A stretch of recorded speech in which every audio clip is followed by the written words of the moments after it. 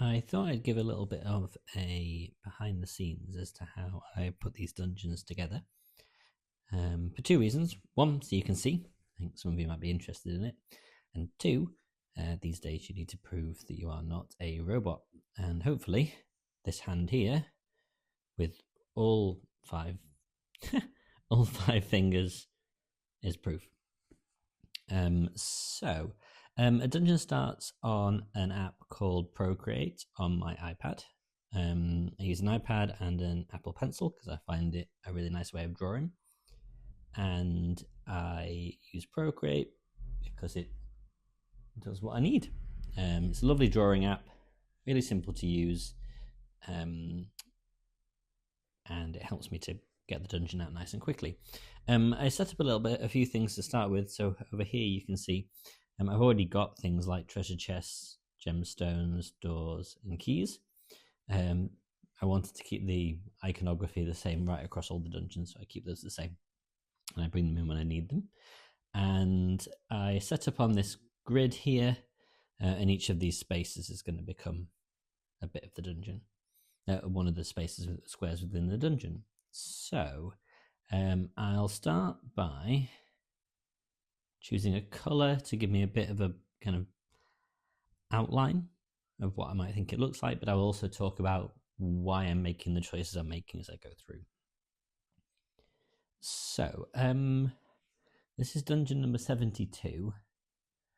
I don't think I've repeated any yet, but sometimes I do feel like I'm going a bit mad drawing these things. But let's have a room over here, and let's have an entrance here. When you have really narrow spaces, you struggle with freedom within the dungeon, and we want a bit of freedom. So wider open spaces definitely feels better. Something like that, maybe. Some kind of step down here and down here, and then we can exit here. So we're coming in over here and exit over here. This has a width of 1, 2, 3, 4, 5, 6, 7, 8. So there's a chance for an 8-letter word score here, which we could include. But actually, if we were to make this a little deeper like that, there's 2 8-letter word scores, so we could make this a dungeon that has that kind of scoring. I've not done a dungeon with gemstone scoring for a bit, so I take the gemstone. I'm going to make it a bit smaller, and let's have a 3 gemstone dungeon. Let's put one at the bottom here. Let's take a second and pop it over here, and let's take a third by duplicating these and move it up here. Actually, I'm going to make it 4. No, let's add a treasure chest in for the last one. So a treasure chest allows me to be a bit more restrictive about what people can play. It also forces people to move around the dungeon a little bit and be a bit more, do a bit more exploring.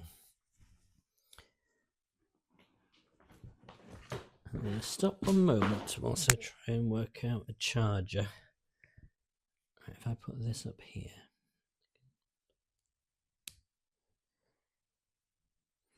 Is that working?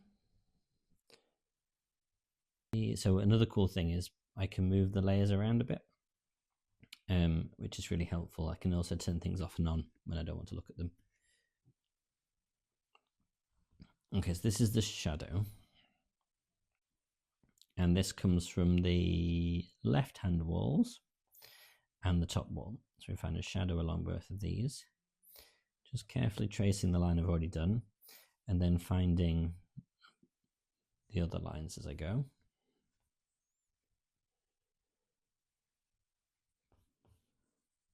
So shadows come in all the way around the dungeon. There's also a bit that I'll often accidentally miss. And I don't know how obvious it is to anybody else, but I then can spot it a mile off. There's one more bit. None over here. Oh no, that's everything.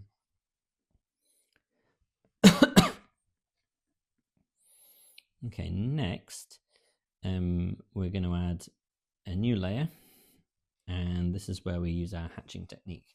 And this hatching technique has been borrowed from tutorials by Dyson Logos. I will link to that in the description below. This is not my technique. Sometimes you just tidy up as you go. But I think it gives a really nice feel to the edge of the dungeon. It also is something I can replicate. You can sort out, you can create brushes that kind of do this pattern for you.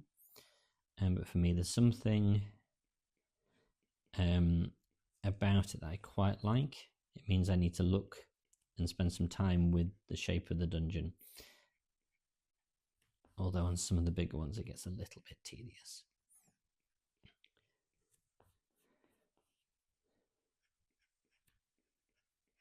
So this is going to go all the way around. I don't know if I've got enough to talk to you about going all the way around it. Maybe I'll tell you a little bit about the Kickstarter campaign. Sorry, it's not Kickstarter. It is the BackerKit campaign. So the project is called 100 Dungeons, and it's 100 of these little dungeons, each designed as its own little word puzzle. Some will take you 5 minutes to complete. Some will take you a lot longer. Scoring is flexible, so you could get through a dungeon and score 0 points and still win, I suppose, by exiting the dungeon without those points.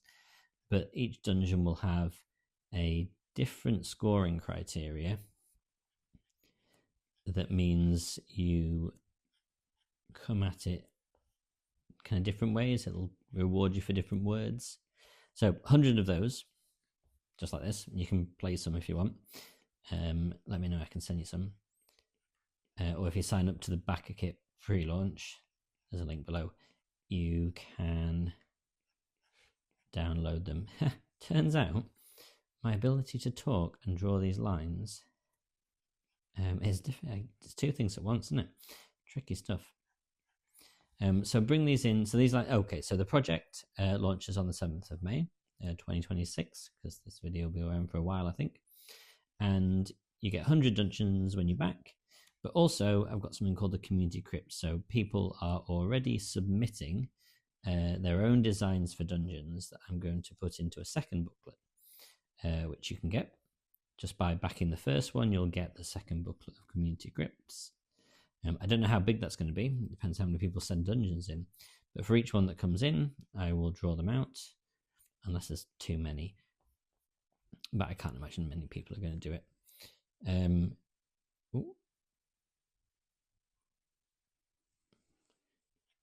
And once, so that's another part of the project. This is all part of BackerKit's Pocketopia campaign. So that's lots of creators of indie games coming together with lots of different games that are small, fit in your backpack. Now, Word Dungeon is purely digital until you print it off, of course. There's no physical product to ship, but it definitely fits in your backpack. It's a small game. Right, just this inside one here now. And again, the same hatching technique all the way through. I think I've told you enough about the dungeons, about the project.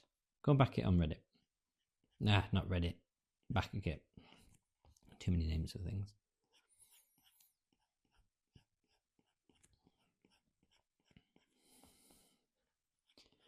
Okay, we are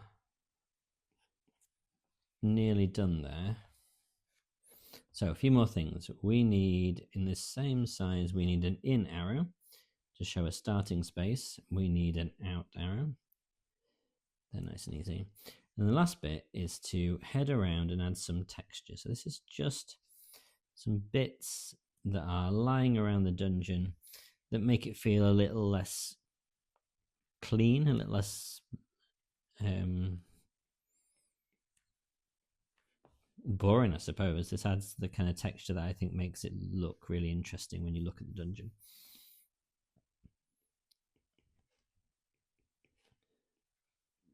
Now, don't worry too much. Well, try and spread them out a bit. but what they are and what they look like. Little dots, specks of muck around the dungeon floor. And then as we come around the corner here, we've got a few more to do on the inside on this bit. And then always pop in a spider web. I think that's going to become part of a puzzle. And then just some more bits that are dotted around, sometimes a bit more in the shadow, some dots. Sometimes I'll crack one of the tiles a little bit, like this. And then that's it. I don't add in the letter for the treasure chest now, because I want to make sure I've got that right later on. But that gives you a dungeon, and that is dungeon number 71. Head into the set of them. I know 72. Let's rename that. 072. Okay. Thanks for watching. You can see them all here. This is all of them so far, nearly at 100. There you go. Hand, real hand, did real thing. Thank you.